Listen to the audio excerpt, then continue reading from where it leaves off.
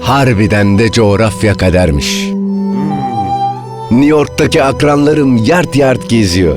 En kötü Josh'ın veya Kevin'in doğum günü hediyesi oluyor. Bense benlik arayışında bir zavallıyım. Evet. Geçen biri kavun sanıp manav reyonuna koymaya çalıştı ya. Futbol topları öyle mi? Havalarından geçilmiyor.